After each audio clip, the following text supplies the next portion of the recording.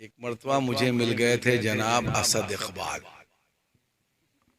بہت بڑی کانفرنس تھی، تو بہت بڑی کانفرنس تھی بھیونڈی میں فیض سبحانی کی، سال میں ایک بار ہوتی ہے۔ تو صاحب انہوں نے ایک کلام پڑھا، پھر اس کے بعد اسٹیج سے نیچے دیکھا، کہا اجازت ہو تو ایک اور پڑھوں، تو صاحب انہوں نے ایک اور پڑھ دیا۔ پھر ایک صاحب دور بیٹھے تھے، انہوں نے کہا اسد صاحب وہ والا پڑھ دیجئے، تو انہوں نے کہا وہ والا بھی پڑھ دیا۔ سمجھا آپ نے؟ 3 کلام جب پڑھ کر وہ ہٹنے لگے تو میں نے کہا اسد ایک کلام اور پڑھ دو۔ تو تھا کہ نہیں تھا؟ تھا یہ۔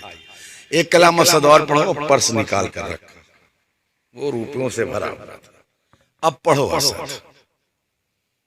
ہر 2-3 شعر کے بعد ایک بڑی نوٹ پکڑا دیتا، پڑھو اسد، تو ایک کلام اور پڑھ دیا، پھر اور پڑھو اسد، اور پڑھا، اور پڑھو اسد، اور پڑھا، اور پڑھو اسد۔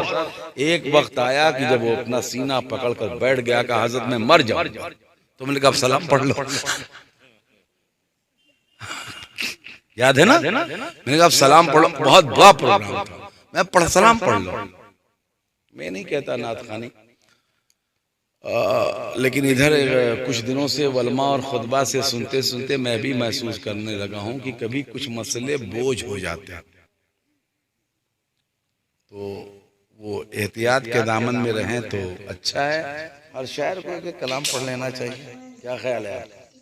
موقع محل کے حساب سے پڑھنا چاہیے۔